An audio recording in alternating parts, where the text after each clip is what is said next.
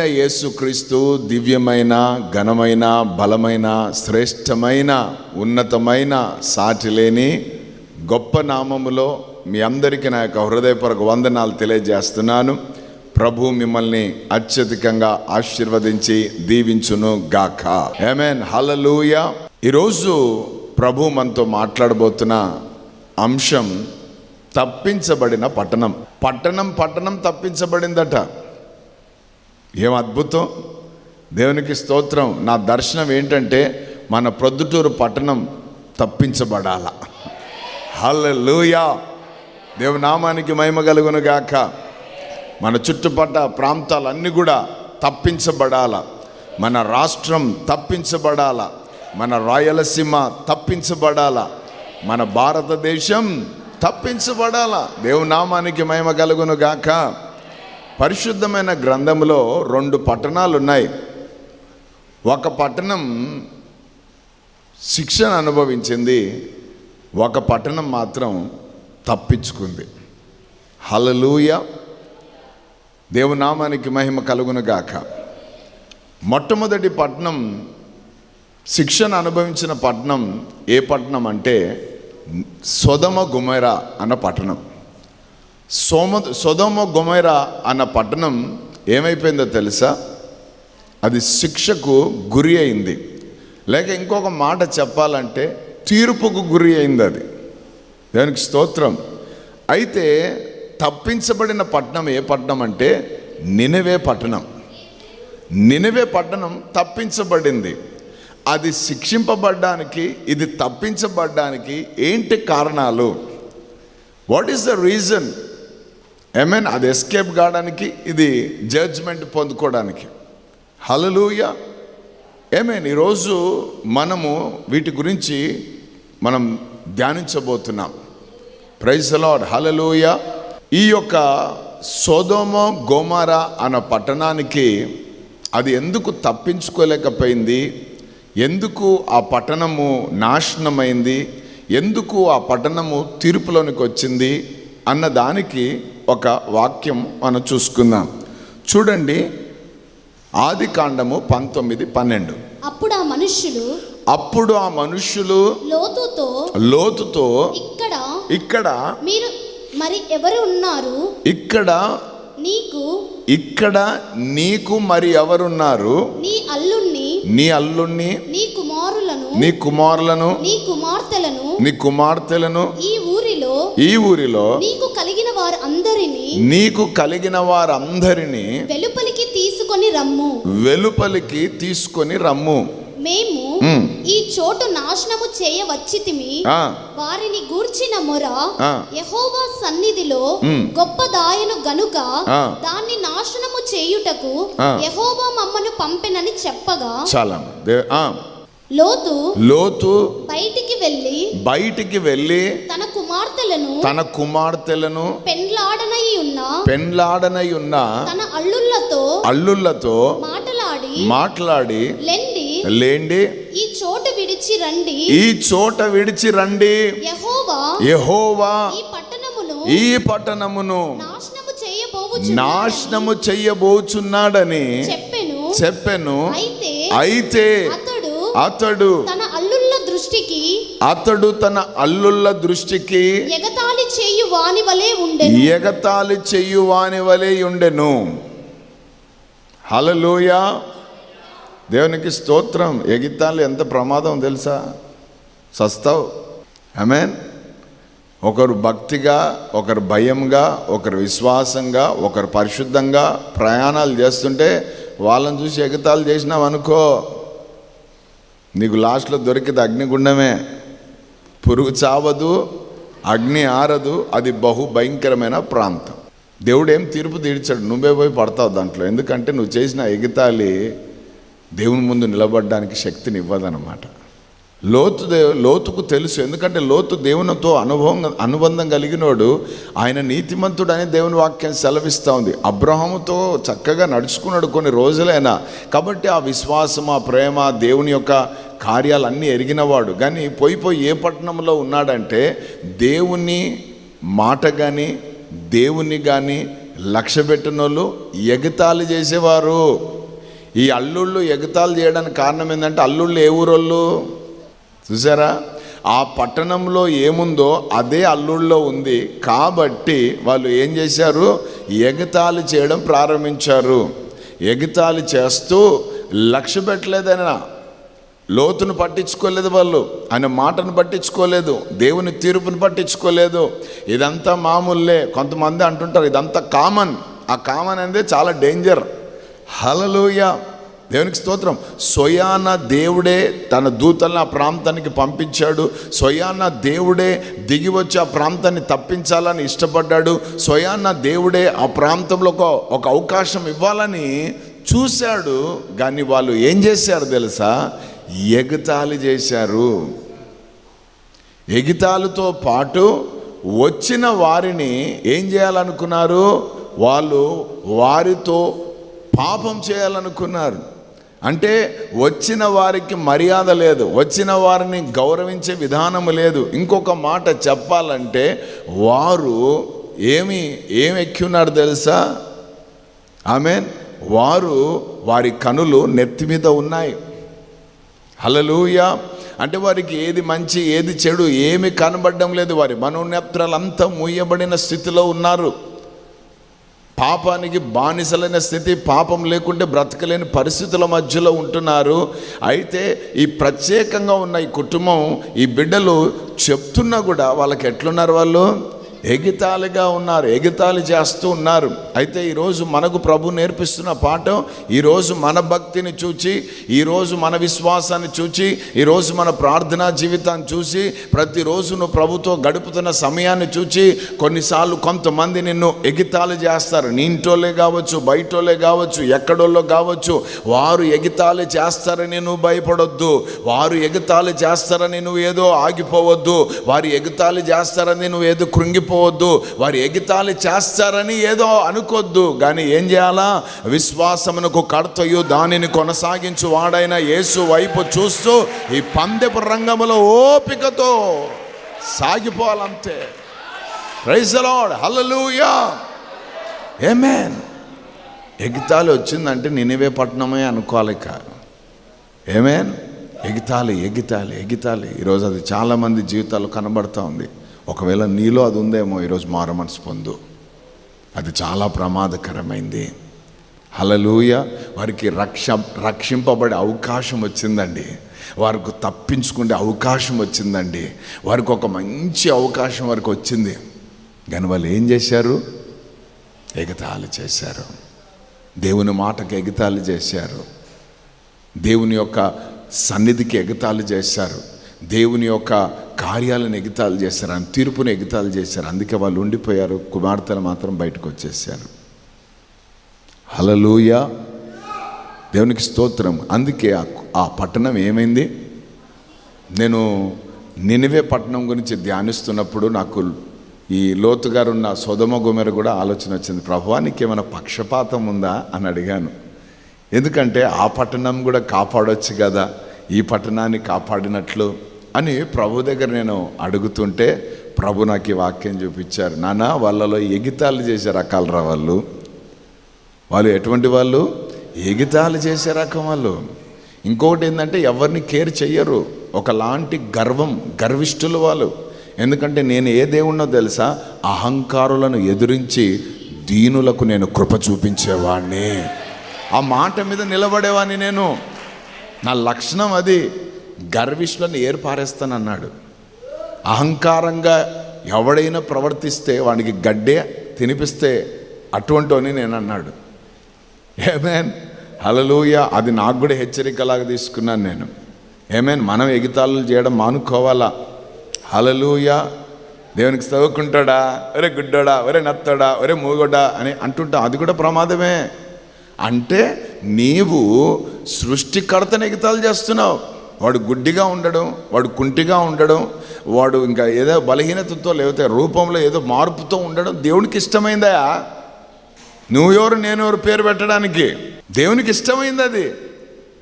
ఆమేన్. యేసు ప్రభు శిష్యులు కూడా ఒకసారి అడిగారు, అయ్యా వీడు గుడ్డితనంతో పుట్టాడు, వీళ్ళు తల్లిదండ్రులు చేసిన పాపమా లేకపోతే ఇంకా ఎవడన్నా చేసిన పాపానికి వీడు కర్మను అనుభవిస్తుండా, ఇదేంది పరిస్థితి అన్నారు.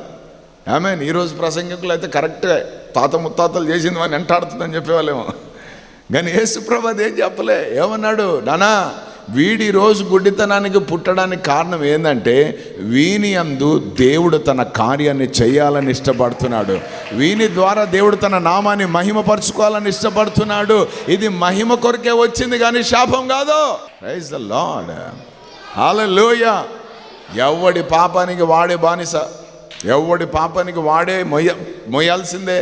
దేవునికి స్తోత్రం. నేను చేసిన పాపం నా పిల్లలు సఫర్ గారు, హల్లెలూయా. అది తప్పు. దేవునికి స్తోత్రం, హల్లెలూయా. మనం చేసుకుంది మనం అనుభవిస్తాం, మన పిల్లల వల్ల కాదు. దేవునికి స్తోత్రం. ఒకవేళ అటువంటిది కనబడుతుందంటే ఆ కుటుంబంలో దేవుడు తన నామాన్ని మహిపరచుకోవాలని, దేవుడు తన నామాన్ని గణపరచుకోవాలని ఇష్టపడుతున్నాడు. హల్లెలూయా. తండ్రుల దోషం పిల్లల మీదకి నేను తీసుకురానని చెప్పాడు దేవుడు. ఆమేన్. ఎవరు చేసిన దాన్ని వాళ్ళు అనుభవించాల్సి, ఎవరి కర్మకు వాళ్ళే బాధ్యులు. అంటే కర్మ అంటే చేసుకున్న దాన్ని బట్టి నీ కర్మకు నువ్వే బాధ్యునివి. హల్లెలూయా. కాబట్టి అపహాస్యం, ఎగతాళి చేయడం ఇది చాలా భయంకరమైన పాపం. ఈ ఉపవాస ప్రార్థనలో అది ఒకవేళ నీదో నిజంగా ఎక్కువగా ఉంటే వేరుతో సహా అసలు అసలు అది కనబడినే గడపడ్డు, తీసిపడై ప్రభు అని ప్రార్థన చేయాలా. ప్రైజ్ ది లార్డ్, హల్లెలూయా. నామకరణం చేసి పేర్లు పెట్టింటారు, అదే పేర్లతో పిలవండి అంతే తప్ప కర్రోడా, నల్లోడా, పొట్టోడా, త్వరడా, తుస్సోడా ఇవన్నీ వద్దు. ఆమేన్. భద్రం సుమా, తీర్పులోనికి వస్తావు. హల్లెలూయా. దేవునామానికి మహిమ కలుగును గాక. హల్లెలూయా. దేవునికి స్తోత్రం. సరే, ఇప్పుడు తీర్పు పొందుకొని నాశనమైన పట్టణం గురించి మనకు అవసరం లేదు, అయిపోయింది, అది సింపుల్. ఆమేన్. హల్లెలూయా. దాన్ని వివరించవలసిన అవసరం కూడా నాకు లేదు. కానీ తప్పించబడిన పట్టణంలో ఉన్న ఆ గొప్పతనం ఏంటో మనం చూద్దాం.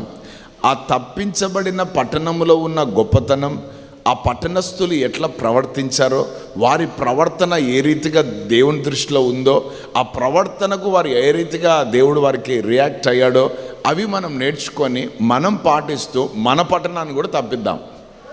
హల్లెలూయా. దేవుని నామానికి మహిమ కలుగును గాక. హల్లెలూయా. ఆమేన్. దేవునికి స్తోత్రం. యోనా గ్రంథం 3వ అధ్యాయం. యోనా గ్రంథం 3వ అధ్యాయము. దేవునికి స్తోత్రం. హల్లెలూయా. చదవండి మొదటి వచనం నుండి. అంతటా యెహోవా వాక్కు రెండవ మారు యోనాకు ప్రత్యక్షమై సెలవిచ్చినదేమనగా, నీవు లేచి నినివే మహాపురమునకు పోయి నేను నీకు తెలియజేయు సమాచారము దానికి ప్రకటన చేయుము. కాబట్టి యోనా లేచి యెహోవా సెలవిచ్చిన ఆజ్ఞ ప్రకారము నినివే పట్టణమునకు పోయెను. నినివే పట్టణము దేవుని దృష్టికి గొప్పదై. ఆమేన్. దేవునికి స్తోత్రం. నినివే పట్టణము, ఒక దగ్గర నినివే పురము అంటున్నాడు. హల్లెలూయా. నినివే పట్టణము దేవుని దృష్టిలో ఏమైందంట? గొప్పదై. అంటే స్థలం విషయాల్లోనో లేకపోతే ల్యాండ్ విషయంలోనో ఏరియా పెద్దదో అదంతా కాదు. దేవుని దృష్టిలో గొప్పది అని అంటే అక్కడ సుమారు 1,20,000 మంది పైన ఉన్నారు. అంటే 1,20,000 ఆత్మలు అక్కడ ఉన్నాయి. ఆమేన్. అది గొప్పదన్నమాట. ఇన్ని ఆత్మలు ఈ ప్రాంతంలో ఉన్నాయి. దేవునికి స్తోత్రం. హల్లెలూయా. హల్లెలూయా.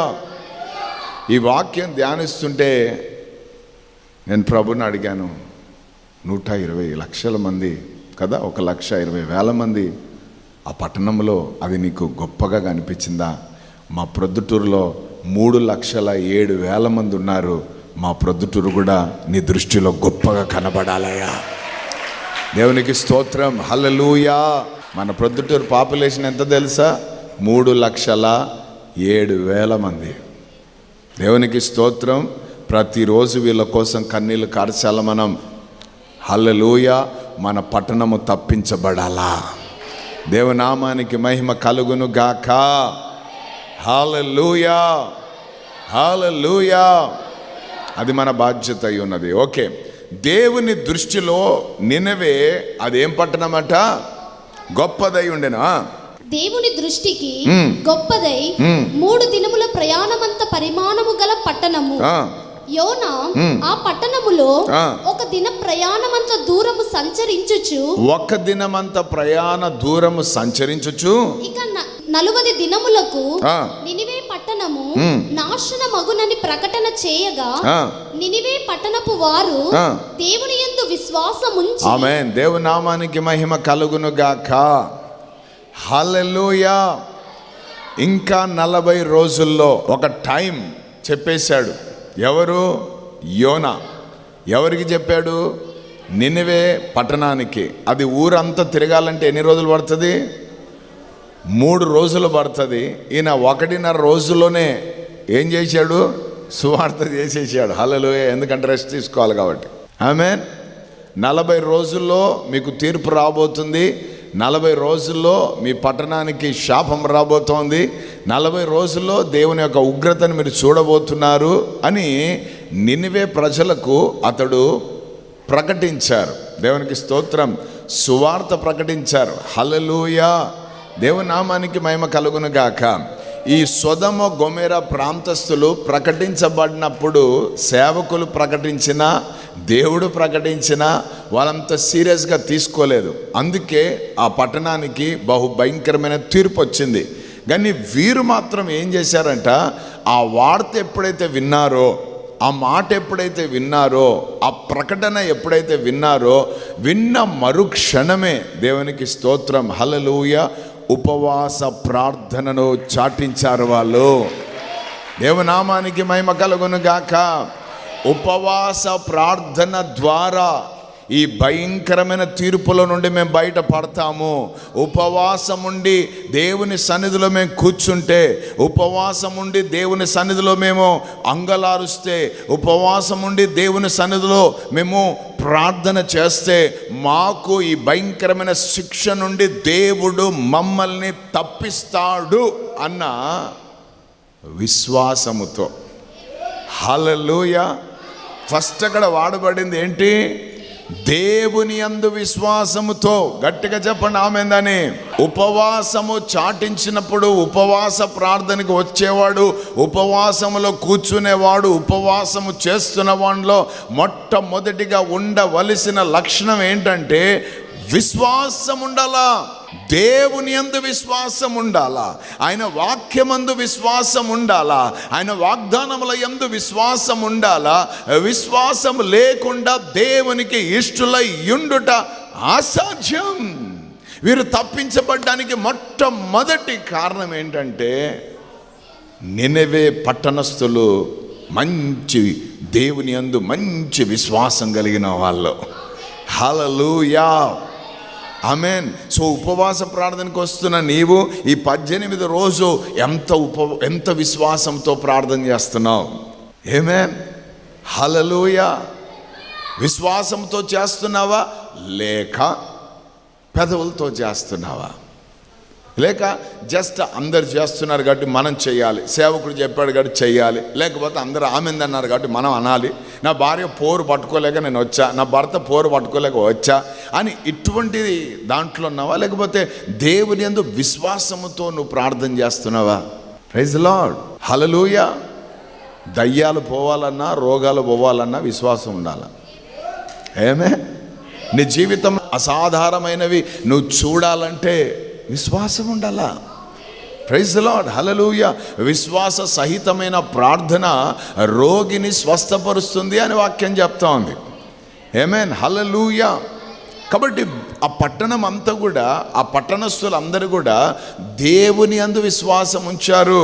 ఒక ప్రకటన వినబడిన వెంటనే, ఒక మాట వినబడిన వెంటనే, ఒక కార్యం జరగబోతుందని తెలియజేసిన మరుక్షణమే వారు దేవుని యందు విశ్వాసం ఉంచారు. అందరూ ఆమేన్ చెప్దాం. గొప్ప విషయం ఏంటంటే రాజు అందు విశ్వాసం ఉంచలేదు వాళ్ళు, ప్రభుత్వం పైన విశ్వాసం ఉంచలేదు వాళ్ళు, మంత్రులపైన విశ్వాసం ఉంచలేదు వాళ్ళు, ఇంకా ఎవరిపైన విశ్వాసం ఉంచలేదు వారు విశ్వాసం ఎవరిపైన ఉంచారంటే దేవుని పైన వారు విశ్వాసాన్ని ఉంచారు. హల్లెలూయా. సో ఫాస్టింగ్ ప్రేయర్కి వచ్చిన నీవు, ఉపవాస ప్రార్థనలో సాగుతున్న నీవు ఏం చేయాలి తెలుసా? నీవు దేవుని యందు విశ్వాసం ఉంచి ఉపవాసాలు చేయాలి. అప్పుడు ఈ ఉపవాస ప్రార్థన మామూలు ప్రార్థన కాదు, ఒక శక్తివంతమైన ప్రార్థనగా, ఒక ప్రభావితమైన ప్రార్థనగా, ఒక అద్భుతమైన ప్రార్థనగా నీ జీవితంలో కనబడుతుంది. Praise the Lord. Hallelujah, hallelujah, amen. దేవునికి స్తోత్రం. సో వీరు ప్రకటించిన వెంటనే విని దేవుని యందు దేవుని యందు విశ్వాసం ఉంచి నినివే పట్టణపు వారు దేవుని యందు విశ్వాసం ఉంచి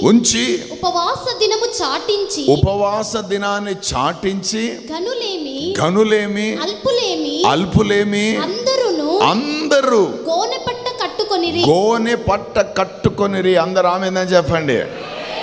హల్లెలూయా. ఆ రోజుల్లో గోనె పట్ట దేనికి సూచన అని అంటే విచారానికి సూచన. దేనికి సూచన? విచారం. నేను చాలా బాధలో ఉన్నా, నేను చాలా సాడ్నెస్లో ఉన్నా, నాకు సంతోషం లేదు, నాకు ఎవ్వరు లేరు, నా జీవితం అయిపోయింది అన్న ఒకలాంటి విచారణను కనుపరిచేదన్నమాట. Praise the Lord. హల్లెలూయా. గోనె పట్ట కట్టుకున్నారంటే అందరూ ఆలోచన చేస్తారన్నమాట. గోనె పట్ట కట్టుకున్నారంటే అది ఒకలాంటి విచారణ. దేవునికి స్తోత్రం. హల్లెలూయా. తమ విచారాన్ని వెల్లడిపరుస్తున్నారు. ఆమేన్. హల్లెలూయా. అయితే వీరు దేవుని యందు విశ్వాసం ఉంచి గనులేమి అల్పులేమి వారందరూ కూడా గోనె పట్ట కట్టుకొని ఏం చేశారు? ఉపవాసం ఉండి కూర్చున్నారు. హంగర్ స్ట్రైక్ లాగా. హల్లెలూయా. దేవుని నామానికి మహిమ కలుగును గాక. నినివే పట్టణం తప్పించబడ్డానికి మూలాలు ఇవన్నీ కూడా. వారు దేవుని యందు విశ్వాసం ఉంచారు. రెండవదిగా గోనె పట్టలు కట్టుకున్నారు. దేవునికి స్తోత్రం. హల్లెలూయా. కట్టుకొని కట్టుకొని ఏం చేశారు? ఊరంతా తిరుగుతున్నారు. ఆనందా ఏమనుంది ఆ సంగతి? పైన చదవా, కూర్చున్నారన్న సంగతి. హల్లెలూయా. నినివే పట్టణపు వారు దేవుని యందు విశ్వాసం ఉంచి ఉపవాస దినము చాటించి గనులేమి అల్పులేమి అందరూ గోనె పట్ట కట్టుకొనిరి. ఆ సంగతి నినివే రాజునకు వినబడినప్పుడు అతడును తన సింహాసనము మీద నుండి దిగి తన రాజవస్త్రములు తీసివేసి గోనె పట్ట కట్టుకొని బూడిదలో కూర్చుండెను. అందరూ ఆమేన్ అని చెప్దాం. హల్లెలూయా.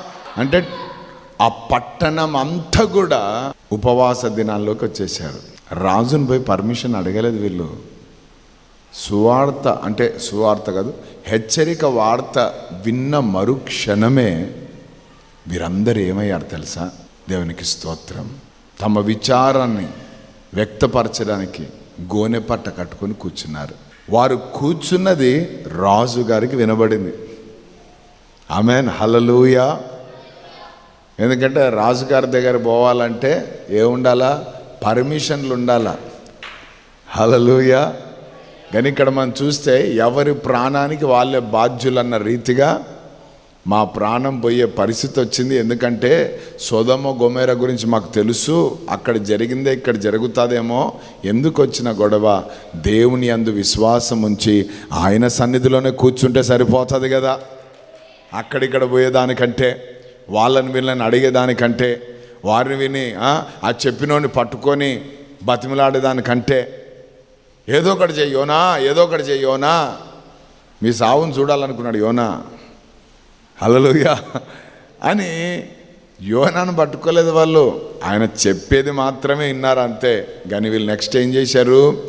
గోనె పట్టలు కట్టుకొని తమ విచారణ చేయడానికి కూర్చున్నారు. అప్పుడు రాజుగారు, మంత్రులు, ఇక్కడ ఉన్నవారందరూ ఏం చేశారట? Praise the Lord. వారు కూడా గోనె పట్ట కట్టుకొని కూర్చున్నారు. Praise the Lord. హల్లెలూయా. దేవునికి స్తోత్రం. కూర్చోవడం అనేది ప్రాముఖ్యం. ఒకటి, దేవుని యందు విశ్వాసం ఉంచారు. ఆదికాండము 19:12. అప్పుడు ఆ మనుష్యులు లోతుతో ఇక్కడ మీరు మరి ఎవరు ఉన్నారు? ఇక్కడ నీకు మరి ఎవరున్నారు? నీ అల్లుణ్ణి నీ అల్లుణ్ణి, నీ కుమారులను, నీ కుమారులను, నీ కుమార్తెలను, నీ కుమార్తెలను ఈ ఊరిలో నీకు కలిగిన వారందరినీ వెలుపలికి తీసుకొని రమ్ము. మేము ఈ చోటు నాశనము చేయవచ్చితిమి.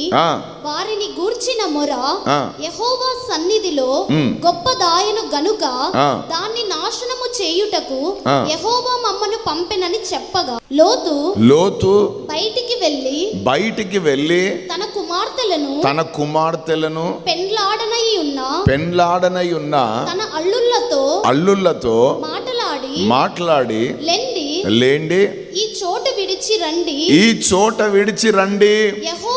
యెహోవా ఈ పట్టణమును నాశనము చెయ్యబోచున్నాడని చెప్పెను. అయితే అతడు తన అల్లుళ్ళ దృష్టికి ఎగతాళి చేయు వాని వలె ఉండెను. హల్లెలూయా, దేవునికి స్తోత్రం. ఎగితాలు ఎంత ప్రమాదం తెలుసా? సస్తావు. ఆమేన్. ఒకరు భక్తిగా, ఒకరు భయంగా, ఒకరు విశ్వాసంగా, ఒకరు పరిశుద్ధంగా ప్రయాణాలు చేస్తుంటే వాళ్ళని చూసి ఎగతాలు చేసినావు అనుకో, నీకు లాస్ట్లో దొరికింది అగ్నిగుండమే. పురుగు చావదు, అగ్ని ఆరదు, అది బహు భయంకరమైన ప్రాంతం. దేవుడు ఏం తీర్పు తీర్చాడు, నువ్వే పోయి పడతావు దాంట్లో. ఎందుకంటే నువ్వు చేసిన ఎగతాళి దేవుని ముందు నిలబడడానికి శక్తిని ఇవ్వదన్నమాట. లోతుకు తెలుసు, ఎందుకంటే లోతు దేవునితో అనుబంధం కలిగినోడు, ఆయన నీతిమంతుడు అని దేవుని వాక్యం సెలవిస్తూ ఉంది. అబ్రహాముతో చక్కగా నడుచుకున్నాడు కొన్ని రోజులైనా, కాబట్టి ఆ విశ్వాసం, ఆ ప్రేమ, దేవుని యొక్క కార్యాలన్నీ ఎరిగినవాడు. కానీ పోయి ఏ పట్టణంలో ఉన్నాడంటే దేవుని మాట కానీ దేవుని కానీ లక్ష్య పెట్టిన వాళ్ళు ఎగతాళి చేసేవారు. ఈ అల్లుళ్ళు ఎగతాళి చేయడానికి కారణం ఏంటంటే, అల్లుళ్ళు ఏ ఊరోళ్ళు చూసారా? ఆ పట్టణంలో ఏముందో అదే అల్లుళ్ళలో ఉంది. కాబట్టి వాళ్ళు ఏం చేశారు? ఎగతాళి చేయడం ప్రారంభించారు. ఎగతాళి చేస్తూ లక్ష్య పెట్టలేదైనా, లోతును పట్టించుకోలేదు, వాళ్ళు ఆయన మాటను పట్టించుకోలేదు, దేవుని తీర్పును పట్టించుకోలేదు. ఇదంతా మామూలే. కొంతమంది అంటుంటారు ఇదంతా కామన్. ఆ కామన్ అనేది చాలా డేంజర్. హల్లెలూయా, దేవునికి స్తోత్రం. స్వయాన దేవుడే తన దూతలను ఆ ప్రాంతానికి పంపించాడు. స్వయాన దేవుడే దిగి వచ్చి ఆ ప్రాంతాన్ని తప్పించాలని ఇష్టపడ్డాడు. స్వయాన దేవుడే ఆ ప్రాంతంలో ఒక అవకాశం ఇవ్వాలని చూశాడు. కానీ వాళ్ళు ఏం చేశారు తెలుసా? ఎగతాళి చేశారు. ఎగతాళితో పాటు వచ్చిన వారిని ఏం చేయాలనుకున్నారు? వాళ్ళు వారితో పాపం చేయాలనుకున్నారు. అంటే వచ్చిన వారికి మర్యాద లేదు, వచ్చిన వారిని గౌరవించే విధానం లేదు. ఇంకొక మాట చెప్పాలంటే వారు ఏమి ఎక్కి ఉన్నారు తెలుసా? ఆమేన్. వారి కనులు నెత్తి మీద ఉన్నాయి. హల్లెలూయా. అంటే వారికి ఏది మంచి ఏది చెడు ఏమి కనబడడం లేదు. వారి మనోనేత్రాలంతా మూయబడిన స్థితిలో ఉన్నారు. పాపానికి బానిసలైన స్థితి, పాపం లేకుంటే బ్రతకలేని పరిస్థితుల మధ్యలో ఉంటున్నారు. అయితే ఈ ప్రత్యేకంగా ఉన్న ఈ కుటుంబం, ఈ బిడ్డలు చెప్తున్నా కూడా వాళ్ళకి ఎట్లున్నారు? వాళ్ళు ఎగతాళిగా ఉన్నారు, ఎగతాళి చేస్తూ ఉన్నారు. అయితే ఈరోజు మనకు ప్రభు నేర్పిస్తున్న పాఠం, ఈరోజు మన భక్తిని చూచి, ఈరోజు మన విశ్వాసాన్ని చూచి, ఈరోజు మన ప్రార్థనా జీవితాన్ని చూసి, ప్రతిరోజు నువ్వు ప్రభుతో గడుపుతున్న సమయాన్ని చూచి, కొన్నిసార్లు కొంతమంది నిన్ను ఎగతాళి చేస్తారు. నీ ఇంటోళ్ళే కావచ్చు, బయటోళ్ళే కావచ్చు, ఎక్కడోళ్ళో కావచ్చు. వారు ఎగతాళి చేస్తారని నువ్వు భయపడొద్దు. వారు ఎగతాళి చేస్తారని నువ్వు ఏదో ఆగిపోవద్దు. వారు ఎగతాళి చేస్తారని నువ్వు ఏదో కృంగిపోవద్దు. వారు ఎగతాళి చేస్తారని ఏదో అనుకోద్దు. కానీ ఏం చేయాలా? విశ్వాసమునకు కర్తయు దానిని కొనసాగించు వాడైన యేసు వైపు చూస్తూ ఈ పందెపు రంగములో ఓపికతో సాగిపోవాలంతే. ఆకాశమందు నీవు తప్ప నాకెవరున్నారయ్యా, ఈ లోకములో నీవుగాక వేరే ఆశే లేదయ్యా. ఆకాశమందు నీవు తప్ప